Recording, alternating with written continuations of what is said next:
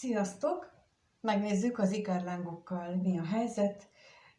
Az ikerlángok az én értelmezésemben csak egy férfi és egy nő kapcsolata, és ők nem azért találkoznak, hogy ebben az három dimenzióban, emberi testükben egy párt alkossanak, nem ez a fő cél, viszont kétségtelen, hogy nekik nagyon fontos feladatuk van, és amikor az ő találkozásukkal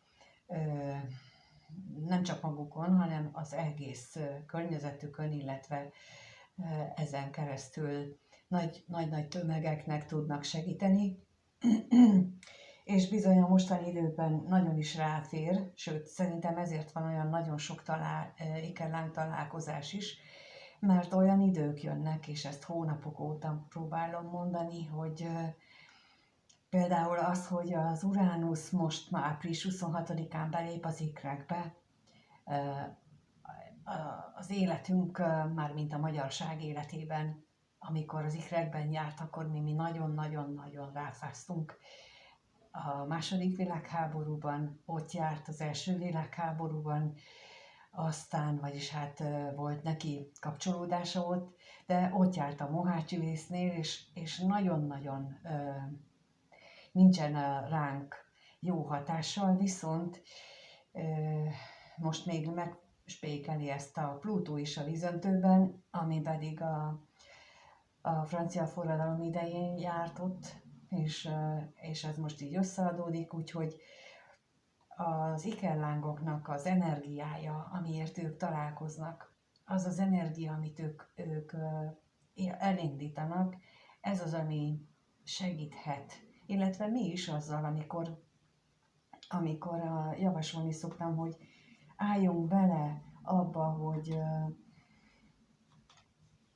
hogy higgyük el, hogy a jót, és ne engedjük meg azt, hogy a sötét oldal uralkodjon felettünk. A sötét oldal az alacsony rezgéshez tartozik. Ez nagyon egyszerű megtudni, hogy mi az a sötét oldal árványkodása. Az, amikor irigyek vagyunk, amikor acsarkodunk, amikor ingerültek vagyunk, akár a legkisebb dologra is, olyankor nagyon alacsonyra szökik a rezgésünk, és ezt kellene, vagy ezt lehetne fölemelni, és akkor lehet elérni stabilitást, akkor lehet ezen túllépni. És mondom én, aki egész életében nagyon agresszív voltam, bocsánat, de tényleg, lehet, hogy nem tudjátok elhinni, de én nagyon is ugrottam az elsőre, hát rengeteg kos energia van az én születésemben, és én azt nagyon is megéltem, de mindennek van magas szintje. Például a kos energiának is nagyon magas szintje az, amikor az ember átvált, és megtalálja azt, hogy milyen módon tudja levezetni a benne lévő energiákat, és onnantól kezdve már nincs akadálya, hogy az ember a szelídséget, a lágyságot is megélje. Na hát ezt így külön tudnék erről sok-sok órát beszélni, de most megnézzük az ikerlángokat, hogy ők hol tartanak, de aki ebben érintett, nekik mondom, hogy rájuk nagy-nagy felelősség és feladat hárulna, ha beleállnának ebbe, és tényleg komolyan vennék azt, amit kell, és nem csak várnák a jobb időket. Na nézzük, mit tudhatunk meg az ikerlángok jelenlegi helyzetéről.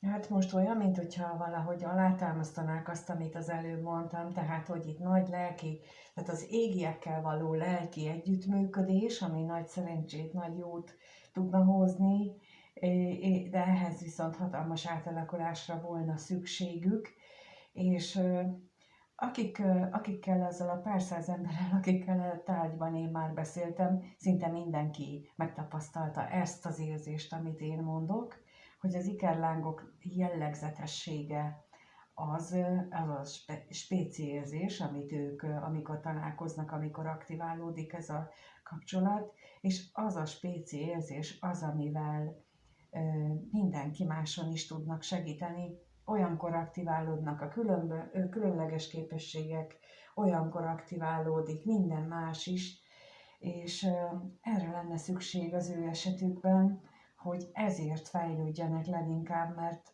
nagyon-nagyon sok minden múlik rajtuk. De megnézzük, hogy mi az a nagy változás, amit ők most át kellene éljenek.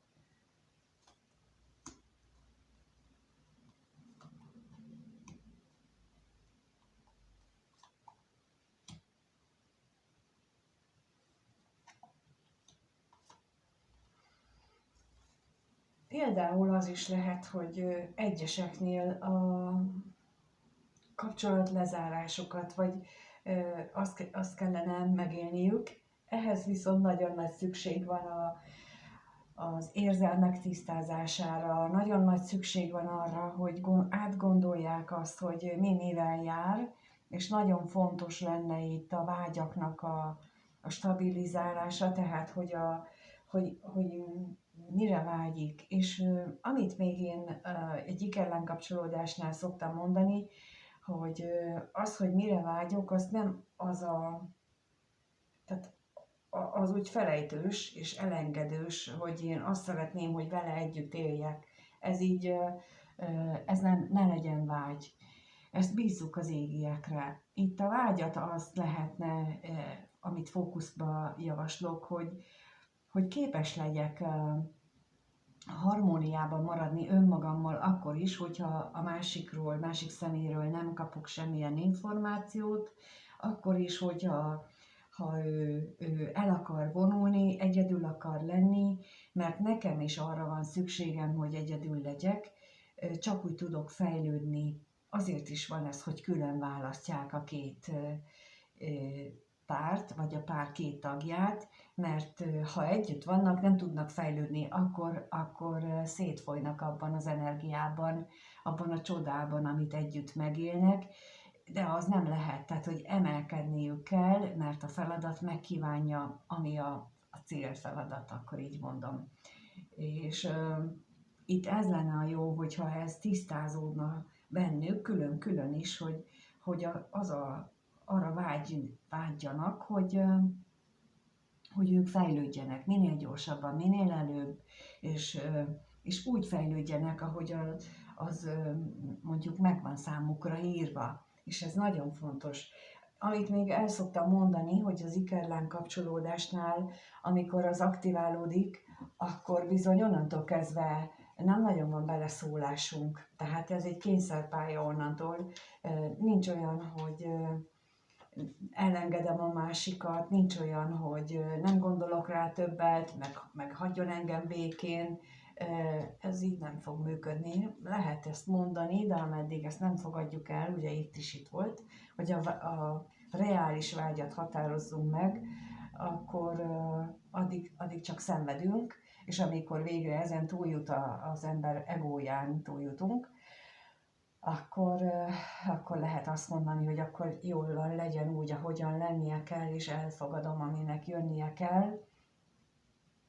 De megnézzük, hogy mi az, ami jöhet, mi hogyan gondolkodnak ők egymásról.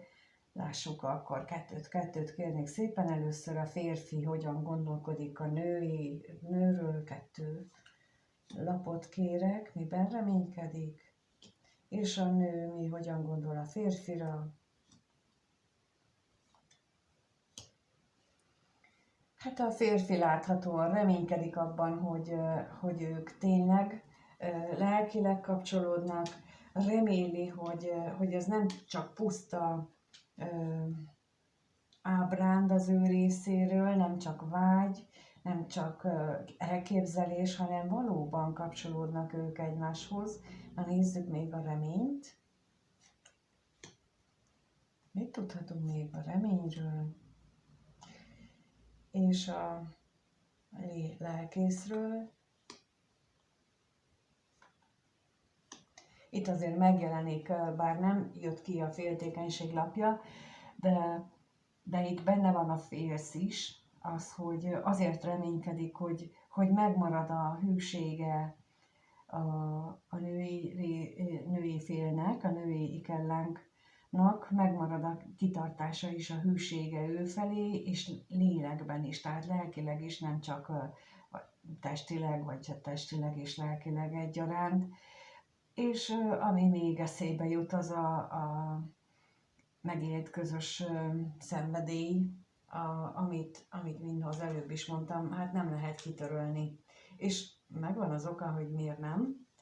Szorosan összefügg azzal az energiával, amit az előbb is említettem az elején. Erről szólt az őszi ikerláng workshopunk is, amikor 2 napig ilyenekről beszéltem. Most meg csak így villantok belőle néhány gondolatot, és közben megnézzük, hogy az ikerláng női tagja, hát ő pedig arra gondol, hogy reméli, hogy vágyik rá a férfi, illetve hogy gondol-e még rá. Na megnézzük még itt a vágyra, mit tudhatunk meg, mi az, amire még gondolataiban vágyik, és a gondolatra is.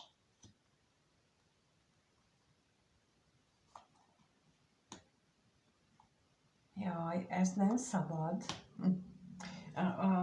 Egy ikerláng női felének, de a férfinak se, nem kételkedhet abban, hogy tényleg szereti-e, valódi ez a szeretet. Egyszerűen nem lehet ebben kételkedni. Ugyanúgy, ahogy az előbb elmondtam, hogy ezeket a kétségeket a másik személlyel kapcsolatban azt nagyon-nagyon le kell tenni, ugyanis az viszi el az energiát az önfejlesztéstől, amikor ez újra és újra eszünkbe jut, hogy ő tényleg szeretnék, és akkor mi lesz vele, és akkor hogyan lesz. Itt az ikerlángoknál az egyik legfontosabb dolog, hogy ők megtanuljanak hinni. Minden bizonyíték nélkül hinni a másikban, hinni a teremtőben, a sorrend fordítva, tehát hinni a teremtőben, magamban és a másikban. Ez a sorrend van, és ez a legnagyobb feladat, és ez alapján a hitüknek az energiája, vagy a nagysága alapján van egyfajta mérés ott fönt, hogy mennyire fejlődött már a két fele az ikerláng párnak. Na megnézzük, hogy mit éreznek egymás iránt, bár akik ezt az utat járják, azok tudják, hogy milyen érzés. Na megnézzük, akkor itt is kettőt kérek, tehát a férfi mit érez a nő iránt, és a nő a férfi iránt. Hát ugye ez az előzőekhez képest ez most nem túl szép lap, viszont nem csak egyfajta érzés van, hanem nagyon sokféle érzés van, és itt a férfi érzéseiben megint az jelenik meg, ami ott az előbb a bizonytalanság, a kétség, hogy esetleg okozott-e valami fájdalmat a társának, vagy jó esetben, ha már előrébb tart az ikerláng útján, akkor ő már képes arra a felelősségvállalásnál, hogy be nem tartott ígéreteket is már észrevesz. Sajnos a legtöbb ikerlángnál azt tapasztalom, hogy ők a férfi oldalról a legnagyobb tanulnivaló az a felelősségvállalás kérdése, és itt a felelősségvállalás nem az anyagi síkon megért felelősségvállalásra gondolok, hanem arra, hogy a kimondott szó az olyan, mint egy eskü, azt nem szegjük meg. A felelősségvállalás az is, hogy én a lelkemért vállalok felelősséget, az elsősorban azért vállalok felelősséget, és csak másodlagos a testi és emberi mi voltunk. Egy ikerlángútnak ez a legfontosabb, az előbb is, ahogy mondtam a sorrendet. Tehát, hogy ő ez itt most azt mutatja, mintha ez a férfi már legalábbis itt ezen a szinten lenne, hogy így eszébe jut, hogy ő be nem tartott ígérete miatt esetleg szenved a női párja. Na nézzük még a levelet. mit tudhatunk meg a levélről és a szomorúságról?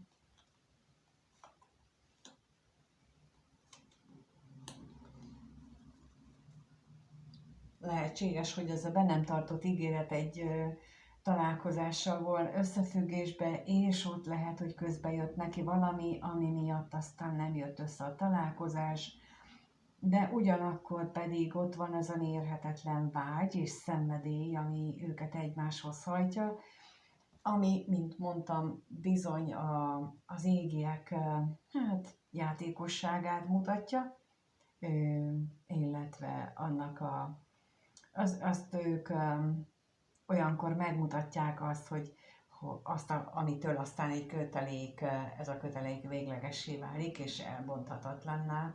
Tehát ezt érezheti a férfi újra és újra magában. Az ikerláng női tagja pedig, hát úgy látom, hogy itt ő az, aki állandóan retteg attól, hogy hova megy, mit csinál, miért van magában, miért azt csinálja. Na, nézzük még itt az özvegy férfit, hogy erről mit tudhatunk meg.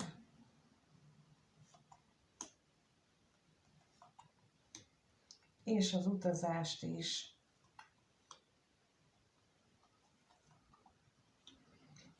Lehetséges, hogy itt kételkedik abban, hogy igazat mond-e a férfi, kételkedik abban,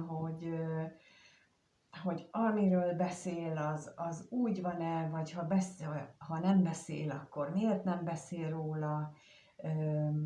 Akár azt is sérelmezheti a női fél, hogy ő előnyben részesíti, már mint a férfi előnyben részesíti az otthon kényelmét, és ott van. Ezek nagyon fontos dolgok egy ikerláng kapcsolódásnál, hogy ezen túl kell lépni. Ez az önmunka része, hogy hogyan lehet ezt meghaladni, és ehhez például akikkel úgy rendszeresen is beszélgetünk, azokkal ezeket ebben támogatom őket, és ezt kell fejleszteni, mert ez visz előbbre, és mint ahogy az elején mondtam, a ikerláng pároknak rendkívül nagy feladata van, következő 20 évben, egészen biztos vagyok ebben, egészen biztos az, amit látok, és az, amiről az elején beszéltem, hogy milyen nagy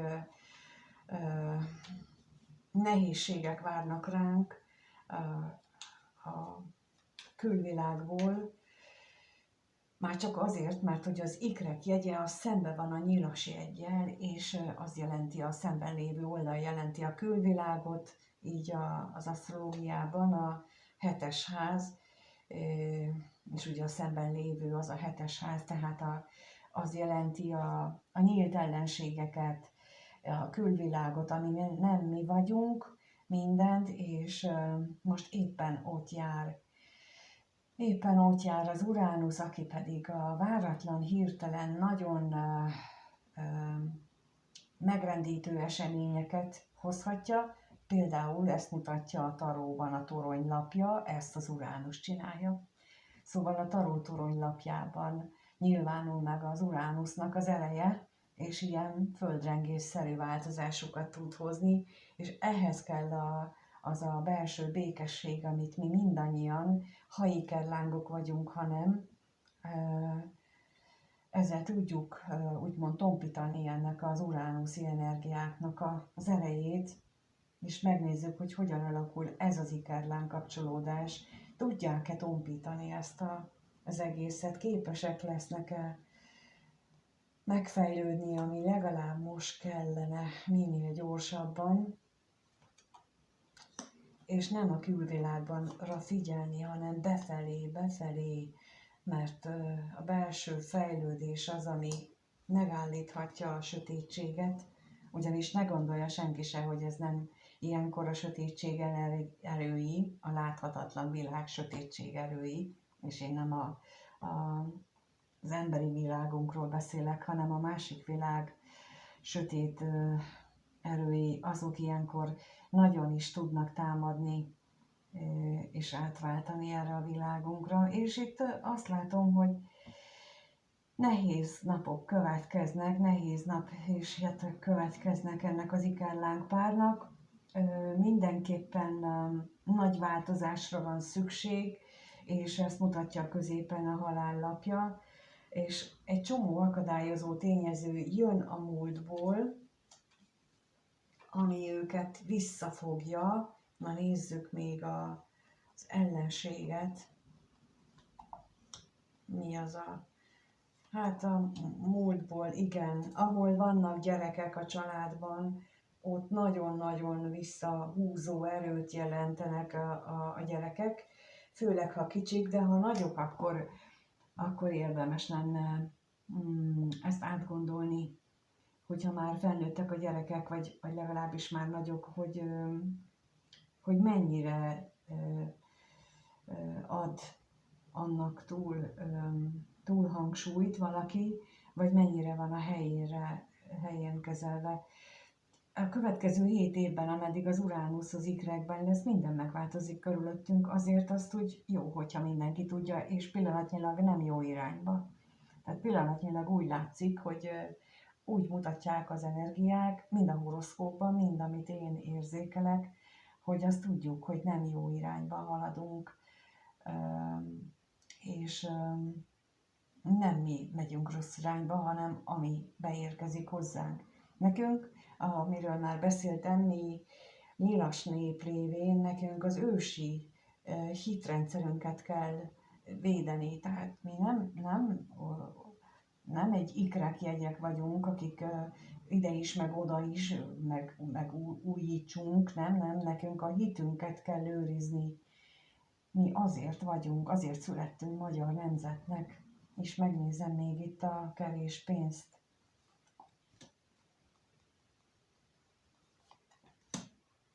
És még egyet. Hová várja? Hát kevés esély van rá, és ez akár mindkettejük számára nagyon nehéz is lehet, de ott van a vágy és a remény, és tulajdonképpen ez a különleges az ikerlángokban, hogy ők mindennek dacára, még ha úgy látszik, hogy semmi nem működik, és minden ellenük van, akkor is képesek hinni, bízni, remélni. Na ez az az energia, amiért rájuk most nagy szükség van, mert ez a hit, a másikban való bizalom, ezt kell így felturbózni, felerősíteni, ezzel tudnak majd segíteni magukon is, a kapcsolódásukon is, meg a többieken is, és mint ahogy mondtam, én pontosan emiatt van, amit látok, hogy mi vár ránk pillanatnyilag. Ha ebbe sok-sok ikerláng megfejlődi ezeket az energiákat, akkor tudnak rajta változtatni, tudna ezt a jelenleg negatív irányba billenő dolgot tudnák változtatni, de csak akkor, hogyha fejlődnek. Jelenlegi állapotukban minden csak rontást, minden változás csak romlást hoz. Most a belső fejlődés a lényeg. Itt nagyon-nagyon fontos, és őszintén szólva, amit látok, erre az égiek, erre az időszakra, a következő 20 éves időszakra már nagyon-nagyon régóta készülnek, nagyon régóta készítik elő ezt a mostani időszakot azzal, hogy internet van, azzal, hogy rengeteg információ van, mert itt ez most nagyon fontos a játszma és küzdelem az emberi lélekért, és az ikerlángok nagyon fontosak ebben a játékban, ami nem játék, ami az életünkről szól, meg az övékről, úgyhogy köszönöm, hogy itt vagytok és meghallgatjátok. Bocsánat, hogy ez most ilyen kicsit ilyen energia lett, de nagyon nem kellemes most, amit itt érzékelek. És nem azért, mert ők rosszak, nagyon szép kettejük, hanem ami körülvesz most bennünket, azok az energiák, azok rányomják a bélyegét erre a szép kapcsolódásra, és pedig itt valójában azt leszámítva, hogy a női fél az nagyon nem bízik se magában, se a társában, se a teremtőben, a többi energia szép volt tulajdonképpen, és itt ez lenne a fontos, hogy a női energia megtanuljon bízni jobban, sokkal-sokkal jobban bízni. Köszönöm, hogy megnézitek a videót, a lájkokat és a feliratkozásokat is, a kommenteket is, és kérlek, hogyha szeretnétek egyéniben beszélni erről velem, akkor a leírásban megtaláljátok az elérhetőséget, és akkor ott meg tudjuk beszélni, hogy hogyan, mikor, milyen módon, mindenfélét meg tudunk beszélni. Még érvényes a születésnapi kedvezmény, úgyhogy hajrá, mindenkit bíztatok rá, minden jót kívánok nektek, sziasztok!